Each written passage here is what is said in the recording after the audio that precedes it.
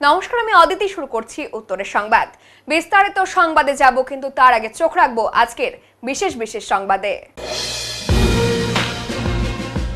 ভয়াবহ বন্যায় বিপর্যস্ত জলপাইগুড়ি জেলার কয়েকটি অঞ্চল। বন্যা দুর্গতদের পাশে দাঁড়াতে উদ্যোগী বিভিন্ন সংগঠন। এবারে শিশু এবং ছাত্রছাত্রীদের কথা চিন্তা করে তাদের হাতে পড়াশোনার সামগ্রী সহ বিভিন্ন সামগ্রী তুলে দিয়ে মানসিক শক্তি যোগানোর উদ্যোগ গ্রহণ। দুর্গাপূজা শেষ হয়েও যেন শেষ হয়নি। দেবী দুর্গার আরাধনায় ব্রতী হয়েছে মহারাজা মেলা সার্বজনীন দুর্গাপূজা কমিটি। পূজাকে কেন্দ্র করে তিস্তা পাড়ে বসে মেলাও। রন্ধামালিতে দূর দূরান্ত থেকে মানুষের ভিড় উপচে পড়েছে এই পূজা এবং মেলাকে কেন্দ্র করে।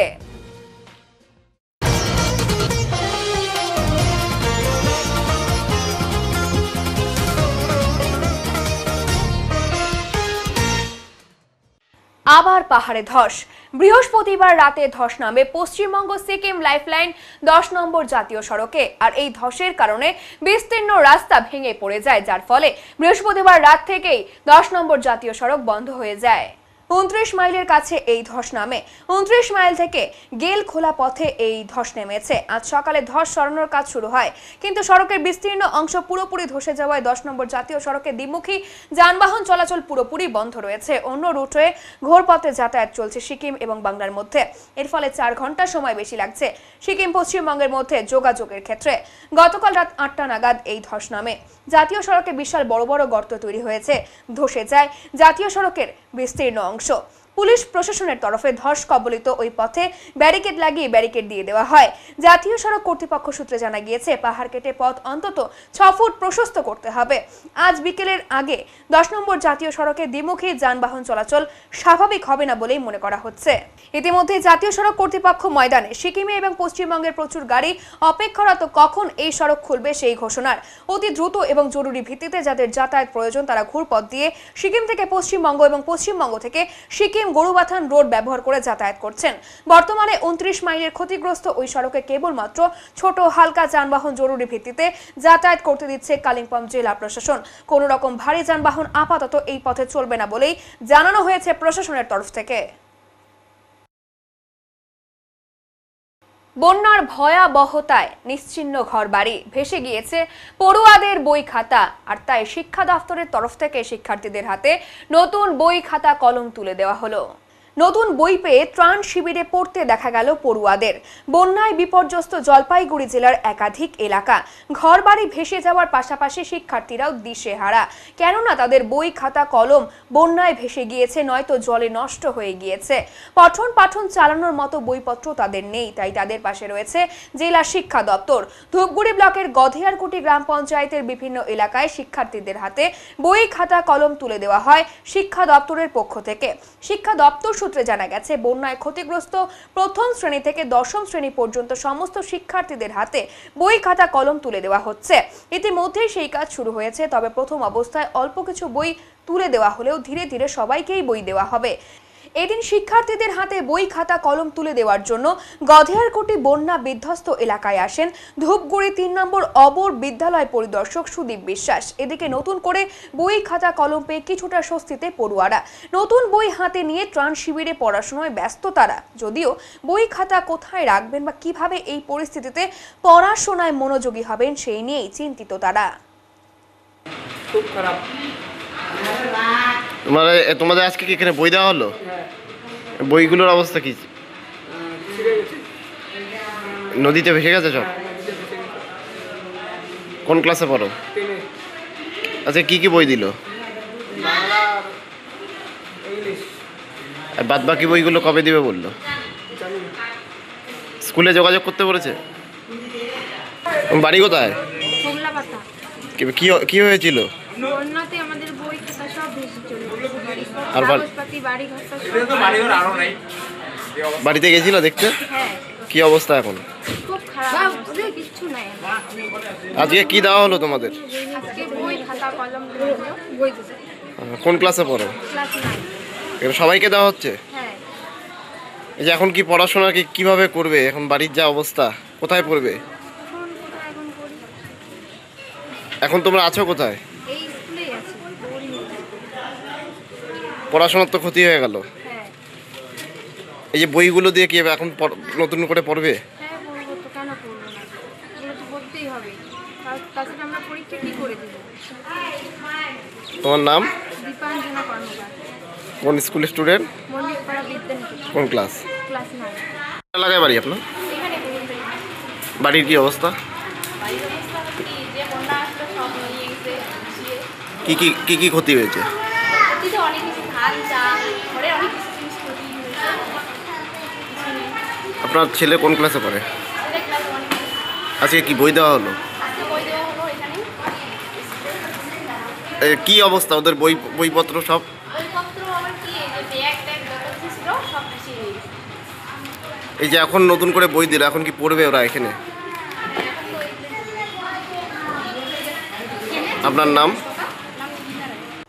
বন্যা কবলিত অঞ্চলগুলিতে যে সমস্ত মানুষ বন্যার কবলে পড়েছিল তাদের স্বাস্থ্যের কথা মাথায় রেখে জলপাইগুড়ি পুরসভার পক্ষ থেকে স্বাস্থ্য পরীক্ষা শিবিরের আয়োজন।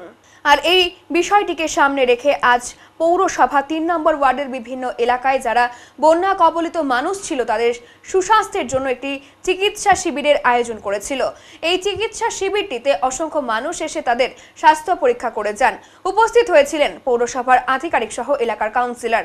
মূলত বন্যার জলে অনেক মানুষই স্বাস্থ্য খারাপ হয়ে গিয়েছিল, তাদের স্বাস্থ্য ফিরিয়ে আনার জন্যই এই উদ্যোগ নেওয়া হয়েছিল, এমনটাই এলাকার কাউন্সিলর স্বরূপ মণ্ডল জানিয়েছেন। সাথে বিনামূল্যে ওষুধও দেওয়া হয়েছিল। চিকিৎসা শিবির কিসের মূলত? দেখুন, আমরা মাঝে মাঝেই ফ্রি মেডিকেল ক্যাম্প করি আমাদের এই কালীতলা রোড হার্ট সেন্টারে, কিন্তু এবারের যে ফ্রি মেডিকেল ক্যাম্প তার গুরুত্ব আছে। আপনারা জানেন যে 5ই অক্টোবর যে বিধ্বংসী বন্যার কবলে আমাদের জলপাইগুড়ি জেলা পার্শ্ববর্তী জেলা পড়েছে, সেই পরিপ্রেক্ষিতে আমাদের এই 3 নম্বর ওয়ার্ডেও তিস্তা নদীর জল ঢুকেছে। তো আমরা সেই পরিপ্রেক্ষিতে আমরা আমাদের জলপাইগুড়ি পৌরসভার পক্ষ থেকে যতটা পারি আমরা সহযোগিতা করার চেষ্টা করেছি আমার পাড়া মা বোনদের জন্য। আমাদের পূর্ব সেনপাড়া রাজীব কলোনি কুষ্ঠ আশ্রম সম্পন্ন এলাকা বা আপনার ডিএম অফিস উল্টো দিকে জুবিলি পার্কের কিছু অঞ্চল, কিছুটা জায়গা এগুলো এফেক্টেড হয়েছিল। আমরা সেখানে জল প্রবেশ করার সঙ্গে সঙ্গে সেখানে যতটুকু পারি আমরা সহযোগিতার হাত বাড়িয়ে দিয়েছি।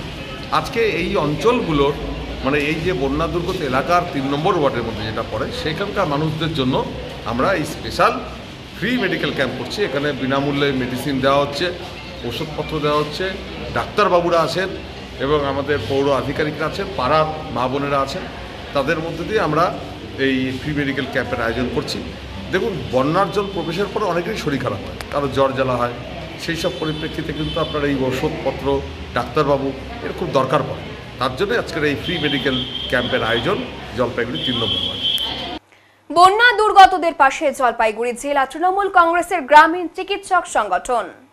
এই সংগঠনের পক্ষ থেকে মেডিকেল ক্যাম্প করা হলো ধূপগুড়ি ব্লকের গধেয়ারকুটি অঞ্চলের বাগুড়ি বাড়ি এলাকায়। মেডিকেল ক্যাম্পে উপস্থিত ছিলেন জলপাইগুড়ি জেলা তৃণমূল কংগ্রেস গ্রামীণ চিকিৎসক সংগঠনের জেলা সভাপতি প্রণব কুমার দাস, জেলা সম্পাদক জয়নাথ রায়, জেলা সহসভাপতি রবীন্দ্রনাথ বৈদ্য, ময়নাগুড়ি ব্লক 1 এর সভাপতি বিধান রায়, ময়নাগুড়ি ব্লক 2 এর সভাপতি গৌরাঙ্গ গোস্বামী, মাটিয়ালি ব্লকের সভাপতি হাবিব আলম, ধূপগুড়ি ব্লক সভাপতি মাখন সরকার, এছাড়াও জেলা এবং ব্লক কমিটির সদস্যবৃন্দ যেমন বিশ্ব রায়। মূলত বন্যা কবলিত এলাকাগুলোর মানুষজনকে সুষ্ঠুভাবে প্রাথমিক চিকিৎসা দেওয়ার জন্যই এই উদ্যোগ। সকালবেলা বাসি পেটে করে খাবেন, হ্যাঁ, আর এই যে একটা করে 2 বার খাবেন, আর এই ওষুধ রাত্রে রাখতে হবে, হ্যাঁ, এই ওষুধ খাও ভালো কাজ করবে।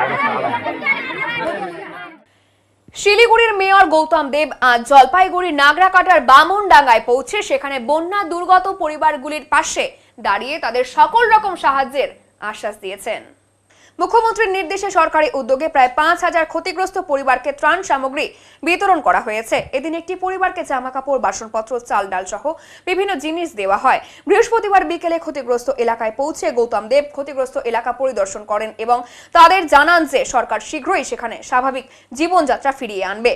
বামনডাঙ্গার দিকে যাওয়ার একমাত্র সেতু টানাটানি সেতু ভেঙে পড়ায় গৌতম দেব নৌকায় করে বামনডাঙ্গায় পৌঁছেছিলেন। তিনি বর্তমান পরিস্থিতি নিয়ে শোক প্রকাশ করে বলেন যে যত তাড়াতাড়ি সম্ভব সেতু এবং ক্ষতিগ্রস্ত পরিবারগুলির জন্য থাকার ব্যবস্থা করা হবে। গৌতম দেবের সাথে ছিলেন নাগরাকাটা পঞ্চায়েত সমিতির সভাপতি সঞ্জয় কুজুর এবং নাগরাকাটা ব্লক তৃণমূল কংগ্রেসের সভাপতি প্রেম ছেত্রী, জেলা কমিটির সদস্য রাসেল সরকার, বিরোজ নূর পাটোয়ারি, গণেশ ওরাও, জেলা পরিষদ মেম্বার। বৃহস্পতিবার প্রথমে টুন্ডু এলাকা এবং পরে বামুনডাঙ্গায় ত্রাণ সামগ্রী পৌঁছে দেন। গৌতম দেব বলেন, ভয়াবহ অবস্থা বামুনডাঙ্গায়, তবে মুখ্যমন্ত্রীর নির্দেশে দ্রুত সব কাজ হচ্ছে। ভেঙে যাওয়া রাস্তা, কালভার্ট তৈরি হচ্ছে, গরিব মানুষদের বাসস্থানও ঠিক করা হবে, এলাকায় বিদ্যুৎ পরিষেবা ঠিক করা হচ্ছে, পর্যাপ্ত ত্রাণ দেওয়া হচ্ছে। এলাকার মানুষ অভিযোগ করেছে ট্রাক্টরের ভাড়া অতিরিক্ত নেওয়া হচ্ছে। এ ব্যাপারে এসডিও এবং পুলিশ প্রশাসনকে ব্যাপারটি দেখতে বলেছি। এখানে তো দেখছেনই মানুষজন, এটা একটা চা বাগানের ভিতরে প্রায় 1500 পরিবার থাকে, 6000-7000 মানুষ। এরা চা বাগানটা বন্ধ, চা বাগান বামনডাঙ্গা চা বাগান কর্তৃপক্ষ তারা কমিউনিটি কিচেন করে খাইয়েছে, তারপর আমাদের সরকার থেকে টেক ওভার করা হয়েছে, খাইয়েছে। আমরা আজকে খাদ্য সামগ্রী, জামা কাপড়, এদের রান্নার বাসনপত্র ইত্যাদি নিয়েছি। পেছনে খাবার গাড়িগুলো আসছে, এডিএম সাথে আছে। আমি এখন আবার ধূপগুড়িতে ফিরে যাব। তো রাস্তায় আমরা দুটো পয়েন্টে, একটা পয়েন্টে আমি দিয়ে এসেছি, এখানেও কিছু ত্রাণ সামগ্রী দিয়ে গেলাম যাতে এদের সহায়তা হয়। পরবর্তীকালে আমরা জেলা প্রশাসন তারা সমস্ত রিপোর্ট নিচ্ছে, এটা চা বাগান কর্তৃপক্ষের সঙ্গে কথা বলে এটা নর্মালসি কীভাবে তাড়াতাড়ি ফিরিয়ে নিয়ে আসা যায়, এবং ওই টেম্পোরারি ব্রিজটা তৈরি হচ্ছে এবং পার্মানেंट যে ब्रिज वो ब्रिज के लिए अभी चीफ इंजीनियर इरिगेशन आ रहा है, उसको एक प्रोग्राम तैयार होगा। হামলায় আহত বিজেপি সাংসদ খগেন মুর্মু হাসপাতালে শুয়েই জানালেন নৃশংস পরিকল্পনার কথা। জলপাইগুড়ির নাগরাকাটা এলাকায় প্রাকৃতিক দুর্যোগ পরিদর্শনের সময় বিজেপি সাংসদ খগেন মুর্মু এবং বিধায়ক শঙ্কর ঘোষের ওপর হামলার ঘটনায় রাজনৈতিক উত্তেজনা ছড়িয়ে পড়েছে। ঘটনায় খগেন মুর্মু গুরুতর আহত হয়েছে। শিলিগুড়ির একটি বেসরকারি হাসপাতালে চিকিৎসাধীন তিনি জানিয়েছেন, হামলাকারীরা তার প্রাণনাশের ছক কষেছিল। হাসপাতালে শুয়েই খগেন মুর্মু সাংবাদিকদের বলেন, সেদিন আমাকে মেরেই ফেলতো, হঠাৎ করে তেড়ে এসে বাঁটাম দিয়ে আঘাত করলো, তার চোখের নিচের হাড় ভেঙে গেছে। পুলিশ সূত্রে জানা গেছে, এই ঘটনায় মোট 8 জনের বিরুদ্ধে মামলা দায়ের করা হয়েছে। এর মধ্যে 4 জনকে গ্রেফতার করা হয়েছে, বাকি অভিযুক্তদের খোঁজে তল্লাশি চলছে। কর্মীদের জন্য কিছু বলবেন? আপনার কর্মীরা সবাই রাস্তায় আছেন, আমি তাদের প্রতি খুবই কৃতজ্ঞ। ওরা সবাই রাস্তায় নেমে প্রতিবাদ করছেন, আদিবাসীরা রাস্তায় নেমেছেন। ওদিন সাঁওতাল বলে, ওকে আদিবাসী বলে কটাক্ষ করেছে, গালাগালি দিয়েছে। আজকে আমাদের আদিবাসী সম্প্রদায় রাস্তায় নামছে, আমি তাদের প্রতি কৃতজ্ঞ। প্রধানমন্ত্রী টুইট করেছেন, জেপি নাড্ডা টুইট করেছেন, প্রধানমন্ত্রী নরেন্দ্র মোদীজি, আমাদের স্বরাষ্ট্রমন্ত্রী মাননীয় অমিত শাহজি, আমাদের স্বাস্থ্যমন্ত্রী পার্টির, আমাদের রাষ্ট্রীয় অধ্যক্ষ মাননীয় জেপি নাড্ডাজি, কিরেন রিজিজু এসেছিলেন, এখানে রাজ্যপাল এসেছিলেন, ডক্টর সুকান্ত মজুমদার, উনিও এসে দেখা করে গেছেন। আমাদের ত্রিপুরার প্রাক্তন মুখ্যমন্ত্রী, আমাদের মাননীয় ওখানকার যে সমস্ত 2 জন জেলা সভাপতি এখানে এসেছিলেন, উজ্জ্বল, আমাদের প্রাক্তন যারা উজ্জ্বল দত্ত, আমাদের গোবিন্দ মন্ডল, এখানে এসেছিলেন আমাদের যে প্রতাপ সিং, তারপরে হচ্ছে যে এখানে আমাদের গাঙ্গুলি সাহেব। 2 জন অ্যারেস্ট করেছে শিলিগুড়ি জেলা পুলিশ, 2টো ছবি রয়েছে। আচ্ছা, এরা কি ওই দিনকে ছিল ঘটনাস্থলে? আমি তো বলতে পারবো না, আমি তো দেখতেই পাইনি যে অবস্থা, বুঝতে পারছি না। তবে সব ঘুষপেটিয়ে ছিল, সবই ওরা সব যা মনে হচ্ছে সব বাইরের থেকে যে হাতে কিছু জমা করা গুন্ডা সব ছিল। ওখানে বেশ অনেক বড় মহল ছিল, মেরে ফেলতো, খুন করতো, টেনে বের করতো, তাহলে থেতলে ঠিক আছে, থ্যাংক ইউ। দুর্গা পূজা শেষ হলেও আবার দেবী দুর্গার আরাধনা শুরু। আর এই পূজাকে কেন্দ্র করে তিস্তা নদীর চরে বসে মেলা, চলে দেবী দুর্গার আরাধনা। মহারাজা মেলা সার্বজনীন দুর্গাপূজা কমিটির উদ্যোগে রন্ধামালির অত্যন্ত ঐতিহাসিক এই মেলা এবং পূজা। মূলত লক্ষ্মী পূজার পর এই মেলা এবং পূজা অনুষ্ঠিত হয়। মেলা চলে বেশ কয়েকদিন, সাথে রোজই দেবী দুর্গার আরাধনা হয়। এই পূজা অন্য মাত্রায় নেয় এই এলাকায় শুধু নয়, দূর দূরান্ত থেকে মানুষ এখানে ছুটে আসে। মেলাকে কেন্দ্র করে কয়েকশো দোকান বসেছে এখানে। মেলার আয়োজন অত্যন্ত গুরুত্বপূর্ণ। মেলাটিকে পুরো লাইট দিয়ে মোড়ানো হয়েছে। অন্য জেলার মানুষও এখানে দুর্গা পূজা শেষে এই মেলা এবং পূজা দেখতে আসে। পছন্দ করুন মাত্র 100 টাকায় হরেক রকম খেলনা। আসুন দেখুন, পছন্দ করুন। পুতুল পুতুল লাগলে না। আমি সকলের কাছে বলবো যে ছোটবেলা যেসব আমরা পড়ছিলাম, গাছ যেমন অতিবৃষ্টি অনাবৃষ্টি থেকে রক্ষা করে, নদী যেমন আমাদেরকে রক্ষা করে, এবং নদী না থাকলে আমরা আমাদের বসতি গড়ে উঠবে না। বহু নগরী আমরা দেখছি বেশিরভাগ নদীর পাড়ে হয়। নদীকে নদীর মতো জায়গা আমাদের দেওয়া উচিত, তার জায়গা আমাদের ছিনানো উচিত নয়। তার জায়গা যদি আমরা ঠিকভাবে যেতে দিই তাহলে সেও আমাদের ক্ষতি করবে। এই সাবধানতা আমাদের থাকা উচিত। আর মা যেন সকলকে আশীর্বাদ করে, এই অকাল মৃত্যু যেন কারো না হয়, কারো পরিবারে যেন এরকম শোকের ছায়া না আসে। এই পূজার মধ্যে যেভাবে আমরা আনন্দ উৎসব আমরা করি সেটা যেন আমাদের বজায় থাকে।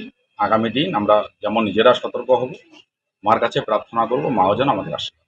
মারাত্মক একটা পরিস্থিতি তৈরি হয়েছিল, তারপরে এই দুর্যোগে পূজাটা করবেন এরকম আশঙ্কা তৈরি। খুব কঠিন পরিস্থিতি ছিল, কিন্তু যাই হোক আস্তে আস্তে স্বাভাবিক হওয়াতে তারপরে আমরা পূজাটা শেষের দিকে আমরা ঠিক করলাম।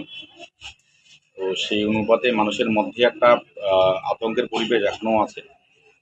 আমরা চাচ্ছি যে সেটা কাটিয়ে যাতে আমরা স্বাভাবিক আবার করতে পারি। এখন নিয়ে নিচ্ছি ছোট একটি বিরতি, ফিরে আসছি আরো খবর নিয়ে, সঙ্গে থাকুন। সব সময় সব দিকের সব খবর পেতে সাবস্ক্রাইব করুন, বেল আইকনটি প্রেস করে আপডেট থাকুন।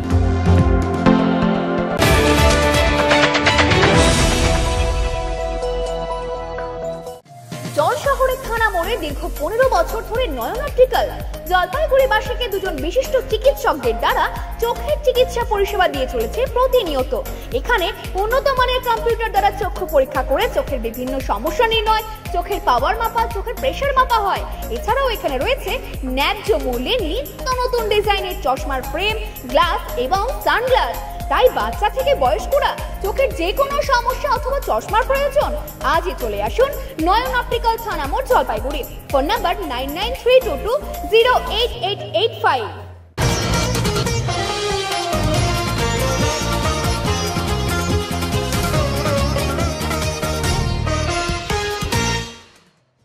পৃথক কামতাপুর রাজ্যের দাবিতে পথে নামলো কামতাপুর স্টেট ডিমান্ড কাউন্সিল।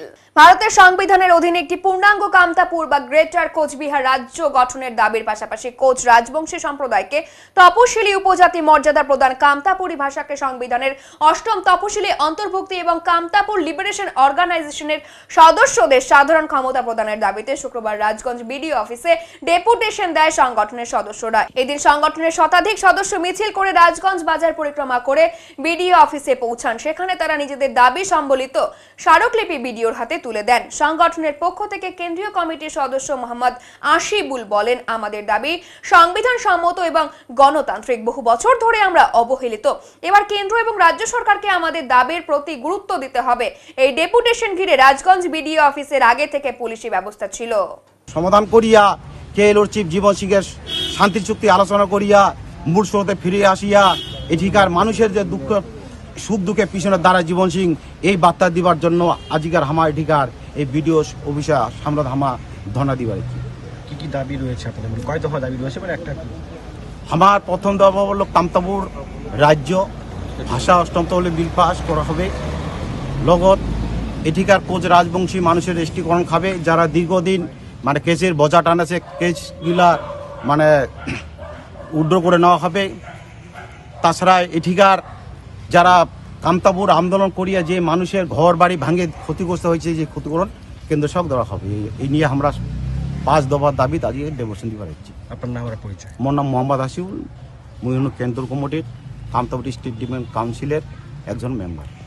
বন্যা দুর্গত মানুষদের জন্য শুধুমাত্র খাদ্য সামগ্রী বিতরণ করেই ক্ষান্ত নন পশ্চিমবঙ্গ তৃণমূল প্রাথমিক শিক্ষক সমিতির জলপাইগুড়ি জেলার নেতা কর্মীরা।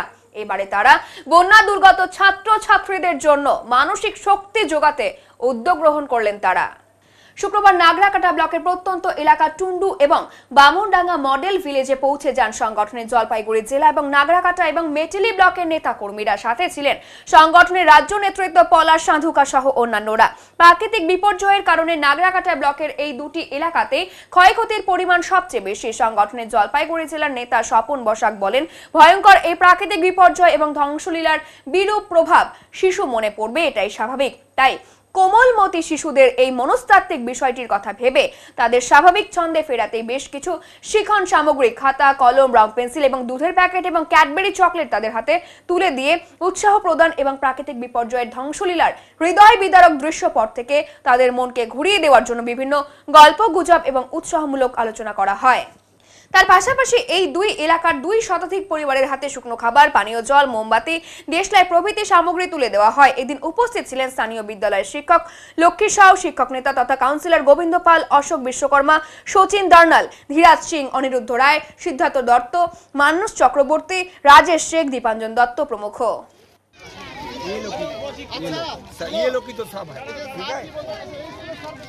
বন্যার পর নতুন আতঙ্ক, বুনো শুয়োরের হানায় জখম 5।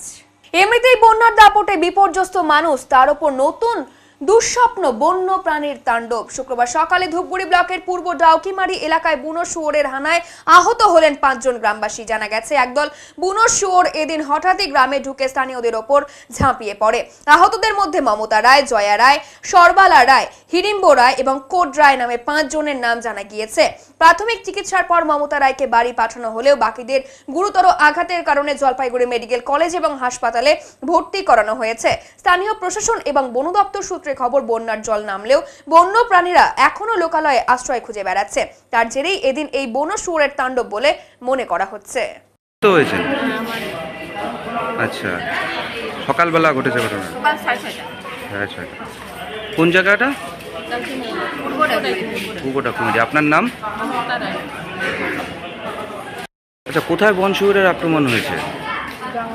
জঙ্গলে ছিল, জঙ্গল থেকে বাইরে হয়ে বাড়িতে গিয়ে কোন জায়গায় এটা? পূর্ব ডাকুমারি। কখন ঘটলো ঘটনাটা? সকাল 6:30। কয়জন আহত হয়েছে? আমার ওদিকে তো 3 জন। এখন কি তাদেরকে হসপিটালে নিয়ে আসছেন? হসপিটালে নিয়ে আসি কি দেখি নাই, আমরা জানি ফেলে যে 3 জন ওদিকে আহত হয়েছে, আর হসপিটালে আনছে কিনা ওদের জানি না। বন্যা দুর্গতদের পাশে দাঁড়ালো West Bengal informal health care association. সাম্প্রতিক ভয়াবহ বন্যার ফলে ধূপগুড়ি এবং ময়নাগুড়ি ব্লকের বেশ কিছু পরিবার ক্ষতিগ্রস্ত। দুর্গত এলাকার সাধারণ মানুষের পাশে দাঁড়িয়ে সংস্থার সদস্যরা শুরু করেছে বিনামূল্যে চিকিৎসা পরিষেবা এবং ওষুধ বিতরণ কর্মসূচি। সংস্থার পক্ষ থেকে জানানো হয়েছে 2টি পৃথক টিম গঠন করে তারা দুর্গত এলাকায় ক্যাম্প আয়োজনের পাশাপাশি বাড়ি বাড়ি গিয়ে চিকিৎসা পরিষেবা পৌঁছে দিচ্ছেন। এখনো পর্যন্ত প্রায় 5 শতাধিক মানুষকে বিনামূল্যে চিকিৎসা এবং প্রয়োজনীয় ওষুধ সরবরাহ করা হয়েছে। ওনাকে পেয়েছি, সিনিয়র ওনাকে আমরা প্রাথমিক পরিষেবাটা দিলাম। হাঁটুতে ব্যথা, শ্বাসকষ্ট, বুকে ব্যথা। আচ্ছা, উনি বিশেষ করে হোমিওপ্যাথির উপর বিশ্বাসী। ওনার শ্বাসকষ্ট এবং হাঁটু ব্যথা এই সমস্যাগুলো রয়েছে, সেই হোমিওপ্যাথির প্রাথমিক। বন্যার পর সাপের উপদ্রব বেড়েছে। এছাড়াও ধানের লোভে গ্রামে ঢুকে পড়ছে হাতির দল, আর হাতির দল তাড়াতে তৎপর বন দপ্তর।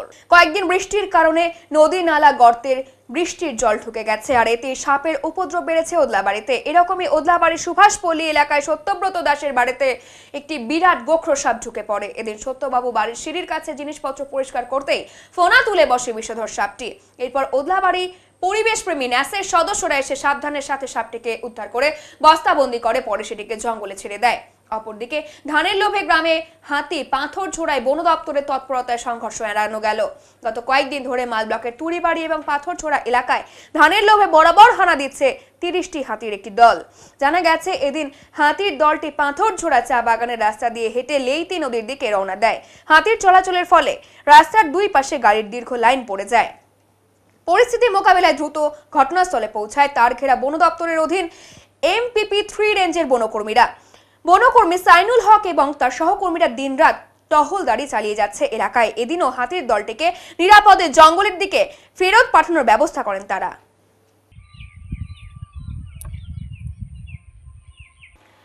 জলপাইগুড়িতে অনুষ্ঠিত হতে যাচ্ছে বড় মাপের দাবা প্রতিযোগিতা, আর এই দাবা প্রতিযোগিতার প্রাইজ মানি রাখা হয়েছে 6 লক্ষ টাকা। জলপাইগুড়ি জেলা দাবা সংস্থা আয়োজিত 3rd ইন্টারন্যাশনাল হিটের রেড চ্যাম্পিয়নশিপ অনুষ্ঠিত হচ্ছে জলপাইগুড়ি শহরে। মূলত এখানে প্রায় 416 জন দাবাড়ু অংশগ্রহণ করেছে। 15টি রাজ্যের থেকে এই প্রতিযোগিতায় অংশগ্রহণ করেছে। এছাড়াও নেপাল থেকে 2 জন খেলোয়াড় এখানে এসেছে।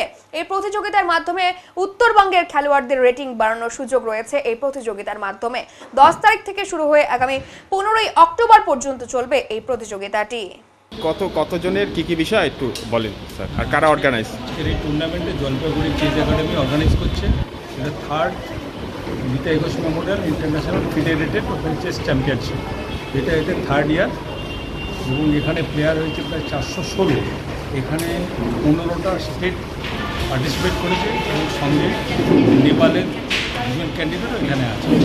2 জন টাইটেল হোল্ডার আছে। একজন WGM সাথীঘাটে মহারাষ্ট্র থেকে এসেছে এবং ইন্টারন্যাশনাল মাস্টার আমাদের বেঙ্গল।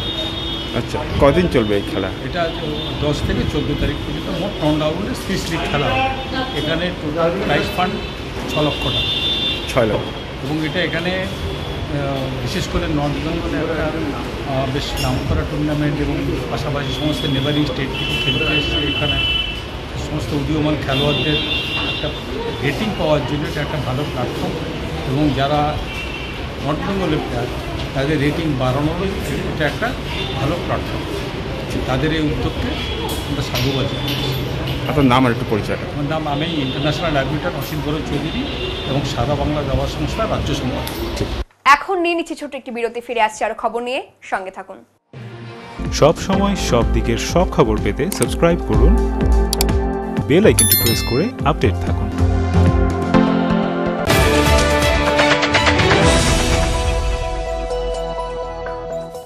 ঝিলন এন্টারপ্রাইজ নিয়ে এলো এক ইলেকট্রিক স্কুটির চমকপ্রদ সম্ভার। জলপাইগুড়ি জেলার ঘুঘুডাঙ্গা বাজার সংলগ্ন এলাকায় জমকালোভাবে উদ্বোধন হলো নতুন শোরুমের। মাত্র 45,000 টাকা থেকে শুরু স্কুটির বিশাল কালেকশন রয়েছে। সহজ ফাইন্যান্সের সুবিধা। অফার চলাকালীন স্কুটি কিনলে ফ্রি একটি হেলমেট প্লাস একটি ফুট ম্যাট উপহার। শুধু তাই নয়, মিলবে যে কোনো ইলেকট্রিক স্কুটির স্পেয়ার পার্টস, ব্যাটারি এবং অ্যাক্সেসরিজ সুলভ মূল্যে। চাইলে এখান থেকে সাব ডিলারশিপ নিয়ে আপনিও শুরু করতে পারেন নিজের ব্যবসা। তবে আর দেরি কেন, আজই চলে আসুন ঝিলন এন্টারপ্রাইজে এবং পছন্দ করুন আপনার স্বপ্নের বাহন। ঠিকানা জলপাইগুড়ি জেলার ঘুঘুডাঙ্গা বাজার সংলগ্ন ট্যাপরামণি এলাকা, হলদিবাড়ি প্রধান সড়কের ধারে। যোগাযোগ 8972837057 এবং 9064490878।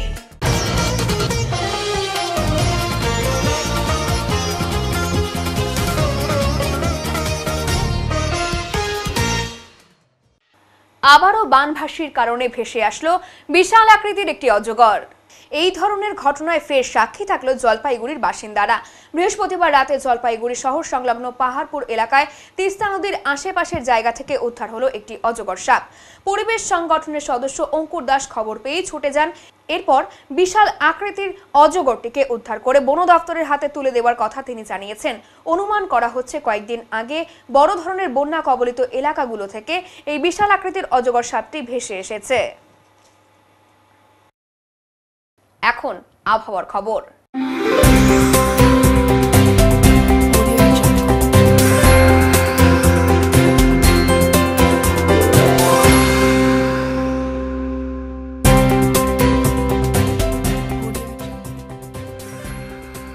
কেন্দ্রীয় আবহাওয়া দপ্তরের জলপাইগুড়ি কেন্দ্র থেকে পাওয়া তথ্য অনুযায়ী শুক্রবার দিনের সর্বোচ্চ তাপমাত্রা ছিল 34.6 ডিগ্রি সেলসিয়াস এবং সর্বনিম্ন তাপমাত্রা ছিল 24 ডিগ্রি সেলসিয়াস।